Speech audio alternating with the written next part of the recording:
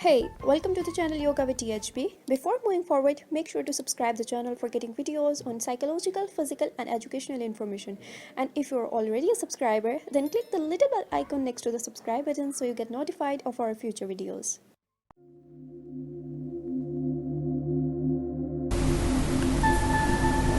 Educational psychology के हवाले से इसमें हम लोग जानने की कोशिश करते हैं. एजुकेशनल साइकोलॉजी एक्चुअली इन्वॉल्व्स करती है और ऐसी स्टडी है कि जिसमें जाना जाता है कि how people learn, including teaching methods, instructional processes and individual differences in learning.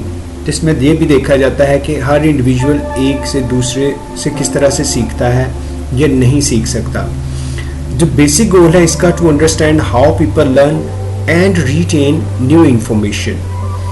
ये भी साइकोलॉजी की ब्रांच है जो इन्वॉल्व होती है not just to learning process of early childhood and adolescence and include the social, emotional and cognitive processes that are involved in learning throughout the entire life span.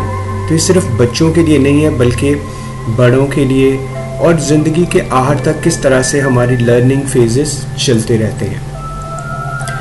अगर हम लोग इसके objectives की बात करें तो इसके ऑब्जेक्टिव में हम ये अंडरस्टैंड करते हैं कि किस तरह से या एप्रिसिएशन की जाती है वो कौन से इन्वायरमेंटल फैक्टर हैं जो हमारी लर्निंग एबिलिटीज़ को बढ़ाते हैं या कम करते हैं. इसके बारे में हम देखते हैं और उसके साथ साथ हम लोग प्रोवाइड करते हैं या understanding the nature and principle of learning and supply the techniques for its improvement.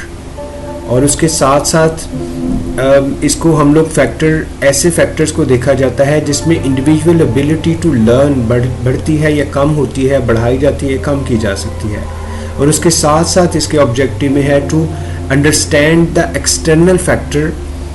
जिस तरह से हम लोग ट्रेनिंग्स एड्स के ज़रिए, लाइब्रेरीज़ के ज़रिए, क्लासरूम्स के ज़रिए, ये बहुत सारे दूसरे मीडियम को यूज़ करते हुए जो टीचर्स हैं वो स्टूडेंट्स की एबिलिटी को या इंस्टीट्यूशंस में किस तरह से अपना रोल प्ले कर सकते हैं. और इसके साथ साथ इसमें इवेल्युएट की जाती है टीचिंग एफिशिएंसी को.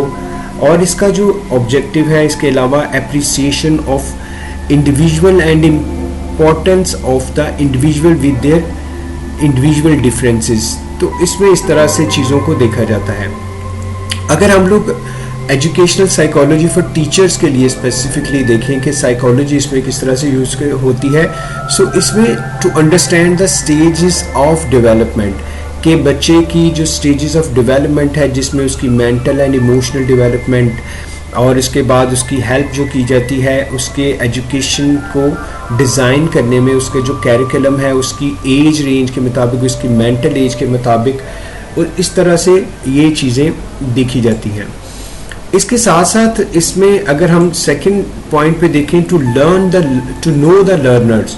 सो इसमें जो अगर साइकोलॉजी को जानता होगा टीचर तो वो बड़े अच्छे तरीके से उसको पता चल जाएगा उसके पास जो ग्रुप ऑफ पीपल है, जो ग्रुप ऑफ स्टूडेंट्स हैं, उसकी जो लर्नर की एबिलिटी इस वक्त उसकी physical and mental, social, psychological, emotional, उसकी एज वो क्या है, उसकी अंडरस्टैंडिंग क्या है, उसका इंटेलेक्चुअल लेवल क्या है. तो अगर उसको वो समझ लेता है तो उसके लिए बड़ा आसान हो जाता है उस क्लास को लेके चलना.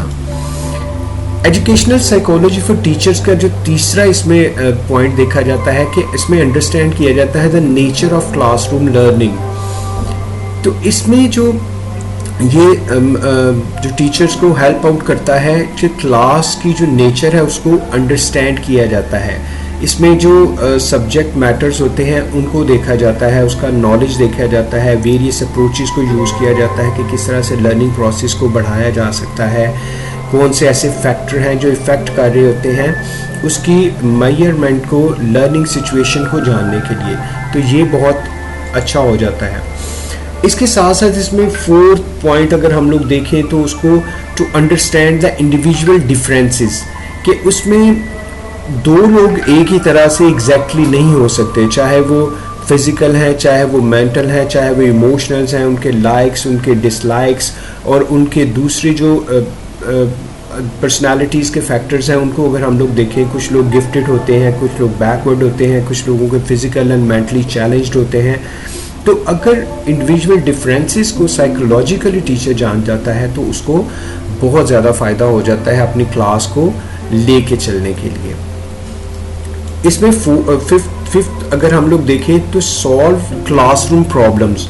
सो क्लास की प्रॉब्लम्स को कैसे सॉल्व किया जाता है, बहुत सारी ऐसी प्रॉब्लम होती हैं, न्यूमरल प्रॉब्लम्स होती हैं like truancy, bullying, peer pressure, ethnic tensions, cheating in test. ये सारे वो एजुकेशनल साइकोलॉजिस्ट अगर बेहतर तरीके से साइकोलॉजी को जानता है तो वो बड़े ही अच्छे तरीके से प्रॉब्लम्स को सॉल्व कर लेता है। 6 नंबर पे अगर हम लोग देखें तो develop necessary skills and interest in teaching. So इसमें एजुकेशनल साइकोलॉजी और बहुत ज़्यादा हेल्प करती है टीचर्स को to acquire develop necessary qualities, कि वो अंदर क्वालिटीज़ को या स्किल्स को इन्हेंस करे और ऐसी डील्स जो प्रॉब्लम क्रिएट करते हैं स्टूडेंट्स के लिए, जो मेंटेन कर सके हेल्दी एटमॉस्फेयर्स को इन द क्लासरूम, ताकि स्टूडेंट जो है वो अच्छे तरीके से और प्रॉपरली सीख सकें। 7th नंबर पे अगर इसका हम लोग देखें टीचिंग के लिए किस तरह से इफ़ेक्टिव है, सो इसमें understand effective methods of teaching. So जो इफ़ेक्टिव मेथड हैं जिसमें किस तरह से स्टूडेंट्स जो है वो इंटरेस्ट ले सकते हैं, किस तरह से टीचर खुद अपनी मोटिवेशन फैक्टर्स को इन्हांस कर सकता है, और कौन से ऐसे प्ले वे मेथड्स हैं जिसको लर्न करते हुए स्टूडेंट ज़्यादा इंगेज और इन्वॉल्व हो सके। 8th नंबर पे अगर हम लोग देखें किस तरह से फ़ायदा दे सकती है, to understand the influence of hereditary and environment on the child. यानी इसमें टीचर्स को ये हेल्प करता है कि वो जान सकें the child is the product of heredity and environment, यानी उसके जीन्स जो उसके फैमिली के चल रहे हैं उससे उसकी जो फिज़िकल एंड मेंटल अपब्रिंगिंग हो रही है और उसका जो इन्वायरमेंट उसके आसपास है वो भी किस तरह से उसके ऊपर असरअंदाज हो रहा है। सो इसको जानना उसके लिए बहुत ज़रूरी है। अंडरस्टैंड कर सके मेंटल हेल्थ बच्चे की कैसी है, टू अंडरस्टैंड कर सके जो प्रोसीजर है उसके कैरिकुलम में 10th नंबर पे उसका कैरिकुलम को किस तरह से बनाया जा सकता है। 11th नंबर पे अगर देखा जाए किस तरह से हेल्प आउट करता है, सो प्रोवाइड गाइडेंस एंड काउंसलिंग, तो उसकी काउंसलिंग एंड गाइडेंस की जाए ताकि स्टूडेंट को वक्त टाइम बाय टाइम पता चल सके कि उसको इस वक्त किस चीज़ की ज़रूरत है, क्या उसको ज़रूरत है कि उसके एजुकेशन को डिस्कस किया जाए, उसकी पर्सनालिटी में जो फ्लॉज चल रहे हैं उसकी इम्प्रूवमेंट के लिए, तो उसको गाइडेंस एंड काउंसलिंग की जब भी ज़रूरत पड़े अगर एजुकेशनिस्ट को पता होगा तो उसके लिए बड़ा आसान है। 12th नंबर पे to understand principles of evaluation and assessment. So evaluate करना इंटेग्रल पार्ट है एक टीचिंग एंड लर्निंग प्रोसेस का, कि किस तरह से टेस्ट की पोटेंशियलिटीज़ को और चाइल्ड किस तरह से उसके ऊपर डिपेंड करता है, उसकी इवेल्यूएशन कैसे करनी है, उसकी टेक्निक कैसे करनी है, उसका रिज़ल्ट कैसे ब्रेक करना है। So that is also very important. इसके अलावा अगर हम लोग देखें तो इसमें जो 13 नंबर पे अगर हम देखें कि inculcate positive and creative discipline, कि वो किस तरह से टीचर जो है वो spare the rod and spoil the child. ठीक है, वो आजकल जो टेक्निक यूज़ हो रही है कि बच्चे को कम पनिशमेंट दी जाए लेकिन उसको कुछ ऐसे इनोवेशंस दिए जाए जिससे बच्चा जो है वो लर्न कर सके, और अगर साइकोलॉजी के बारे में उसको पता होगा टीचर को तो बड़े अच्छे तरीके से इस डिसिप्लिन को क्रिएट कर सकेगा। 14th नंबर पे एजुकेशनल साइकोलॉजी एंड रिसर्च, इसके ऊपर रिसर्चेस होती हैं, जो भी फैक्टर्स इन्वॉल्व होते हैं उसको देखा जाता है, उसके बिहेवियर को, उसके ह्यूमन बीइंग को एजुकेशनल सिचुएशन में रहते हुए किस तरह से वो बेहतर तरीके से सीख सकता है।